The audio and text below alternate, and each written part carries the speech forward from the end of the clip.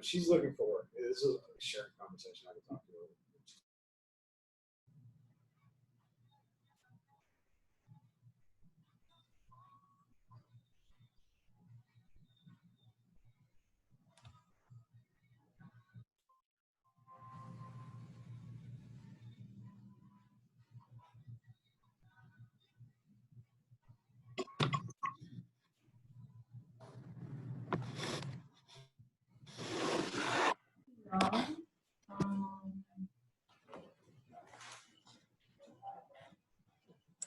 She will.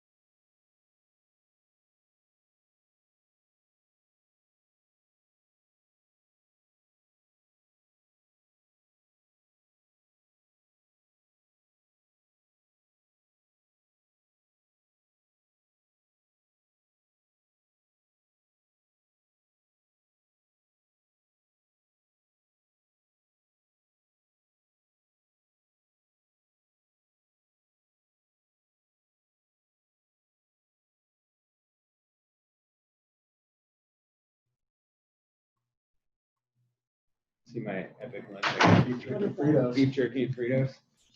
All righty. Steve? Oh, there we go. Welcome, everybody. Cool. Are you dialed in? Or are you... Oh, I haven't. Steve, are you there? Bruce, you're on audio. Can you hear us all right? Bruce, can you hear us all right? Hear you fine. All right. Thanks, Ray. Perfect. So I don't know if a lot of these participants could be logging in on a desktop where they don't have a webcam, but they'll be able to watch in audio. They're all off as well. We can turn them on, but we don't have to until the Q&A. Steve, go for it. Yeah, we really want to get started. Yeah. A minute early. Yeah. So, Bruce, I'll do a quick introduction to get you started. Everybody want to welcome, well, Mary, you can do this, but welcome to the very first Lunch and Learn put on by the culture captains of Spine and Sport. So we've invited Bruce Hinman, call him our leadership development guru, consultant that we've been working with since last year here at Spine and Sport. I've personally worked with Bruce for 5 or 6 years through a couple of different organizations now, and have a really, I guess, like-minded sense of UNI from how we develop leaders within organizations for the betterment of the organization. And we've brought Bruce to the organization here to really kind of help Spine and Sport grow and develop its leadership. So for those of you that have been a part of some of the initial leadership development meetings within, you know him. For those that haven't, I want to welcome Bruce today to teach us and talk a little bit about leadership. Thanks, Steve. All right, Bruce, I'm going to mute everyone, and then you can take it away, and we'll unmute everyone once there's a Q&A. Sounds good? All right, that'll work. All right, we ready to roll? Thanks, Steve, and hello, Garrett and the culture crew. It's exciting to be part of your initial Lunch and Learn here. So I'm excited about what's going on in the company and the commitment for the company to just help everybody, all the employees, grow professionally as well as personally. There's a strong effort to build trust throughout the company, open up communication, involve people in decision making, and it's exciting for me to be a part of that. So welcome. We've got a very limited time to go through a number of leadership concepts here. So I wanted to quickly, our mission at Envisage is to encourage and equip leaders and those who follow them. So we do leadership development and strategic planning. We do a lot of conflict resolution, team training. We launch teams in the workplace, do executive and personal coaching. So we basically help organizations bring out the best in people by helping build trust and connection throughout the companies that we serve. So yeah, thanks everyone. Welcome, and I'll try to go through this quickly and leave a little bit of time for some questions and answers at the end. So I can't really see you. Everybody's blanked out. I'd ask for a thumbs up, but I perhaps ask the rhetorical question: how many of you are leaders at Spine and Sport? And then how many of you are in formal leadership positions at Spine and Sport? That may start the wheels turning, make you think a little bit differently about leadership. So Garrett, I think you emailed out the discussion guide for our time together, and if you want to refer to that, everybody, I'm going to do a screen share here and work us through a PowerPoint presentation that ties into your handouts. So again, great to be with you, and let's roll. So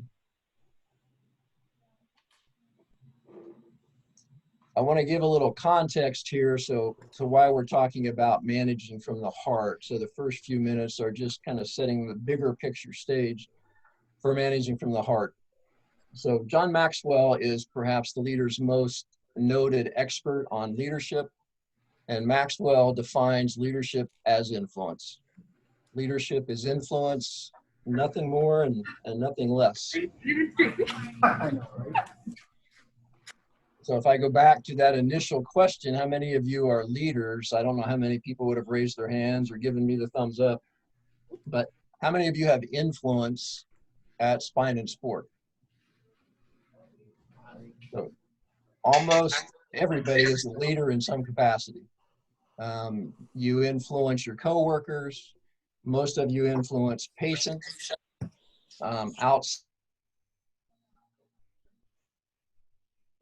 Have you muted everybody but me? Yeah, good, okay. Outside of Spine and Sport, we're leaders in many capacities. We're leaders in our families, with our children, in a healthy, committed relationship. Both partners are leaders of each other. Increasingly, many of us are leaders of parents as they age and need our support in some way or another. So everybody is a leader in some capacity. Most people think that a position makes them a leader. The next point here is that leadership is relational, really has less to do with the power of your position than it does the power of your relationships. So I don't know how many times I've seen somebody get their first formal leadership position. They've perhaps aspired to it for years, and overnight they transform and become everything that they resented in leaders that they had before, because they've been led to believe that leadership is about the privilege of my position, the power of my position. I've got a new business card, I may have an office, I've got employees reporting to me. That is the least effective type of relationship. People follow us and commit to follow us out of the power of the relationships that we build with them. So the better we are in relationships, the more effective we are as leaders. Managing from the heart principles help us to be stronger in relationships with those in our lives. So the basic building block for all good relationships is trust. Trust is foundational. So if we don't have a baseline of trust in our relationship, we really can't have a strong, effective, positive relationship. There are two types of trust. There's a predictive trust that comes from just having worked with somebody for a long time or lived with somebody for a long time. And so we know how they're going to react in certain situations. We know that if I approach them in this way, they're going to probably react in that way. or we know that if they tell us they're going to do something, I can count on them to follow through. Or perhaps their word doesn't mean much through my past experience with them, and you're going to have to show me rather than tell me. So predictive trust is important, but it's that vulnerability-based trust that makes us most effective in our relationships. And again, trying to get rid of the old definition of leadership, or the feelings around leadership. Leaders don't have to have all the answers. Leaders don't always have to be in control. They're better when they invite people into that space. And so we really become more effective as leaders when we're able to admit that we don't have the solution for this, but together maybe we can solve this problem. Or when we admit mistakes and say, hey, I'm sorry I screwed up. Can you forgive me? Those are the powerful leaders that we want to follow and we'll really commit to follow through thick and thin in our lives and at work. So real quick background for that, and we'll start to dig into what managing from the heart is really all about. So managing from the heart is, the concepts are taken from a book called Managing from the Heart. It's a great book. Would recommend you all buy it, whether, again, you think you're in a leadership position at Spine and Sport or not.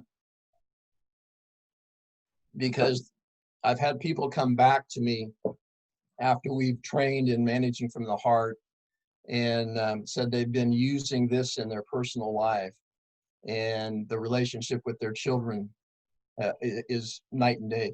It's been transformed. I'm getting along better with my spouse since we've been using these heart principles with each other. And so the book, it's a fun book. It's a quick read, and it takes the story of a grizzled old oil company executive who has a heart attack, and his guardian angel comes, and he has one chance to make it in life, and that's to learn how to deal with people differently. He's been rude and crude and tough and kind of a take no prisoners approach. And if he's going to make it in life, he needs to learn to do things differently. And the book, it's like a fable. It takes us through his transformation process. So the heart, H-E-A-R-T, becomes an acronym for the 5 principles with which we should treat everybody in our lives. And so the H is hear and understand me. E is even if you disagree, don't make me wrong. A, acknowledge the greatness within me. R, remember to look for my loving intentions. And T, tell me the truth with compassion. We'll take just a couple minutes on each of these, and again, going through this very quickly here. So we can use heart principles to build trust and improve relationships, not just at Spine and Sport. Again, I really encourage you, let these be transforming principles for you in your life as well. So hear and understand me. What's that about? There's hearing and there's listening. And so the basic definition here is to perceive with the ear the sound made by someone or something. Okay, I'm hearing something. Listening is to give one's attention to the sound. So hear and understand me, L didn't fit the acronym very well. It's really about listening. And it's listening with the intent of understanding where somebody is coming from. How many of us have had that experience where we're really trying to get something important across, and the person that we're talking to just isn't paying attention? We can see they got this distant look, their eyes are darting everywhere, they're checking their cell phone. They're not listening, they're patronizing you, they're putting up with you. Stephen Covey, in the book 7 Habits of Highly Effective People, tells us to seek first to understand and then to be understood. So it's a skill that you can acquire, and in all honesty, it's not something that most of us do very well. but we really need to slow down and connect and listen to the person and listen for understanding. Listen not to formulate our response. How often I do that a lot. I'm already in my head as to how I'm going to respond, and I haven't heard half of what the person said yet. So we really have to be listening to understand, and then also not listening to defend ourselves. It's so often not about being right or wrong, but we can tend to make it that way. So hear and understand, be genuinely open, open to influence. Remember, leadership is about influence. It's also about being influenced, being willing to be influenced by others. E stands for even if you disagree, don't make me wrong. So it's interesting, the author of Managing from the Heart, Tyler Bracey, was known by people as highly abrasive, his nickname. And so he also had a life transforming experience where he learned to deal with people with a different attitude, a different approach. So we need to learn to caringly disagree with the comments or actions somebody takes without making them wrong. We don't have to punish the person or diminish the person if we disagree with the point that they're making. So common mistakes in relationship is to bring up the past, or get defensive. So again, we seek to understand, disagree with the point that's being made, not with the person. So we try to affirm the person, disagree with what they're saying. So we want to avoid, well, you always do this, or you always say that. Try to avoid being defensive. I did not do that. That won't work. That's a dumb idea. These things sound kind of silly to bring them up, but it happens in daily conversation with people. So oftentimes when somebody is disagreeing, they're upset, we've got to try to not escalate with them, be calm and connect with them. And some useful things to say can be, I can see I've upset you, help me understand what I've done, rather than out shouting somebody. Help me understand what you're trying to accomplish. I see your point. Do you think maybe we could approach this in a different way? So you can see how you're affirming the person, you're letting them know that you've heard them, you're looking for the good in what they say, but then disagreeing gently so that you can move on productively together.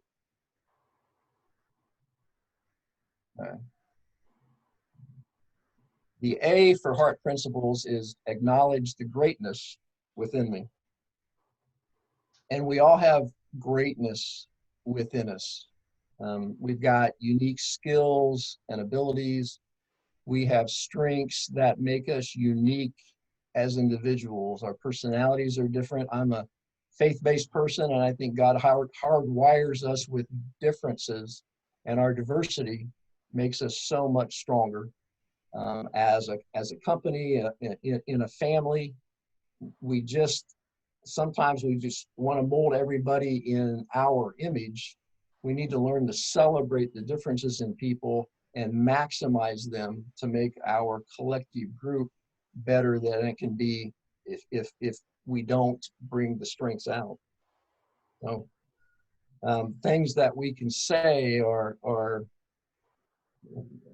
I've had a number of conversations where I like to get to the point oftentimes, and somebody can take me seemingly way far afield and bring in one point or another, and I'm wondering, when we're going to get back to the point that was important to me.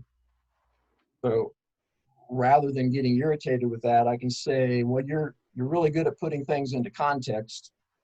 Thanks for your perspective.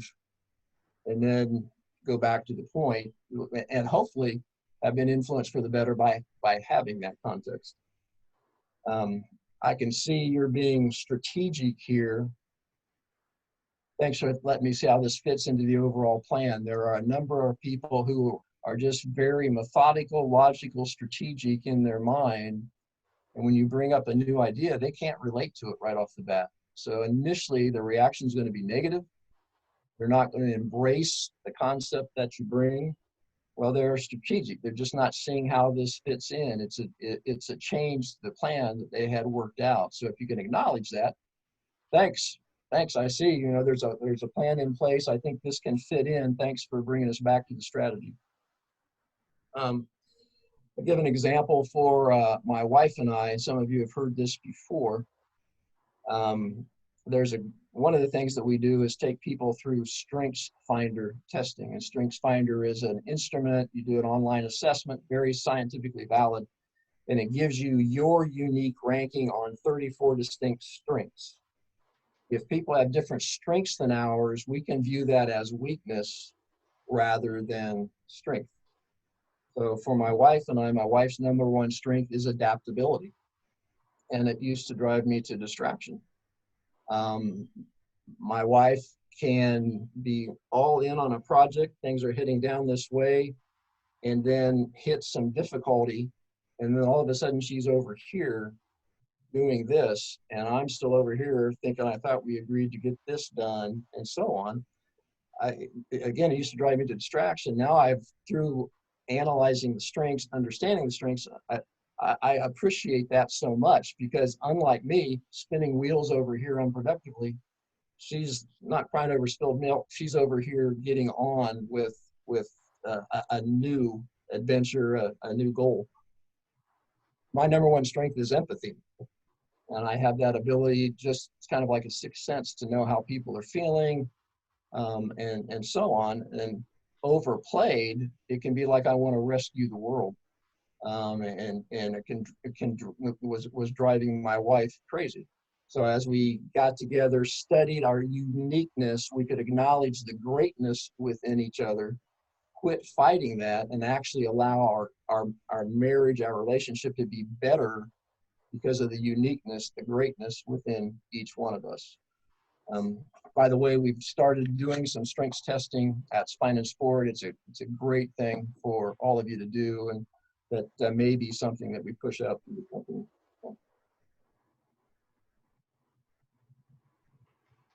So HEAR, remember to look for my loving intentions. Most people don't start out trying to screw things up. They have good intentions. They want to make things better, but oftentimes things go awry in the process. And so we need to look for the good intentions in people that are resisting us or have made some mistakes. So an example could be with patients who don't want to work as hard as they need to in therapy. And we're nice people. We don't want to push them, but we know we've got to push them if they're going to achieve the therapeutic goals that have been established for them. So we need to let them know. It's like, hey, I'm doing this for your benefit. I know it's hard. Just hang in there with me. Push through. You're going to be better for this in the long run. It can be a teenager who we've had a troubled relationship with. They've got a curfew, and in their enthusiasm actually to try to please us and get home on time, they get a speeding ticket. Well, they made an error in judgment. They didn't leave on time. I can criticize all the things that they did wrong and continue to hurt the relationship, or I can look at their loving intentions, say, hey, great, I'm glad you took the curfew seriously. I really appreciate that. Now let's talk about your judgment and extending this curfew. So, and finally, the T in HEART principles is tell me the truth with compassion. Again, I think I said Hyler Bracey was known as highly abrasive. Some people have a take no prisoners approach to dealing with truth. A lot of people pride themselves on being brutally honest with people. Well, everybody knows where they stand with me. Well, that's fine. But if you're doing damage to the relationship, if you're hurting the person in the process of being truthful, then that's a net negative. The other side of that equation is that many of us are conflict avoiders and will not bring the truth because we just don't want to have that difficult conversation. And so as a result, we start becoming distant in the relationship. We start talking to other people about the issues that we had rather than the person that needs to hear the concern. And that's probably more damaging. Again, you can see the good intentions in it, but that's probably more damaging than somebody that just is kind of brutally honest with people. So we need to connect with the person and not bring our hidden agendas when we're dealing with truth. So if we have a difficult matter to discuss with somebody, if we need to tell somebody that they've hurt us, that they've missed a deadline, that they've whatever, again, we need to do it with compassion. We need to try to set a mutually convenient time and place. Again, don't work yourself up to the point that you're ready to deal with this and then surprise somebody with it, that you've got negative news to carry to them. You've got to find a kind of a neutral time and place to deal with your issues. Obviously, we don't deal with our truth when we are angry. That's just never going to end well. And then we also need to understand that when I bring the truth to somebody with compassion, if I'm doing everything I can to not hurt the person, but communicate my truth to them, and they don't react well, they escalate, they get hurt, they walk away mad, I don't own that because I upheld my end of the bargain. And their reaction, I don't own. They're responsible for their own reaction. If I came in with the hidden agendas, if I wanted to manipulate, if I wanted to assert the power of my position and so on, then I have some ownership in their negative reaction. So what we're doing, we have about 5 minutes left. So again, very quick, I apologize for the rapid fire approach here. We've had a quick run through on the heart principles. Hear and understand me. Even if you disagree, don't make me wrong. Acknowledge the greatness within me. Remember to look for my loving intentions and tell me the truth with compassion. I encourage all of you to think seriously about this, commit to it. It will continue to transform your workplace at Spine and Sport. And I think you'll see some positive movement in some of the perhaps difficult relationship in your life as well. So thanks so much. And I'll stop my screen share at this point in time. And if there are any questions, if we have time for that, we can take some.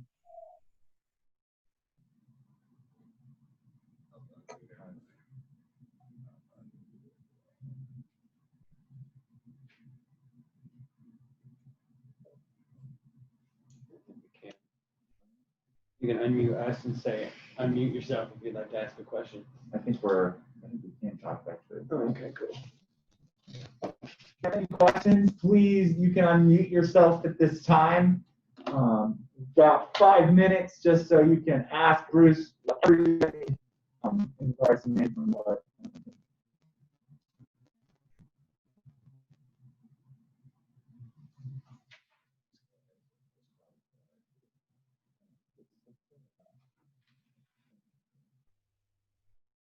We've got 2.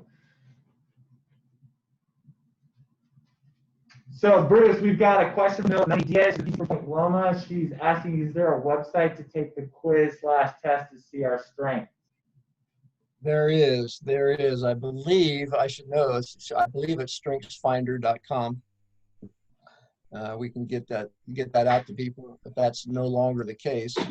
And I think there's a less than $50 fee to get your full report of 34 strengths.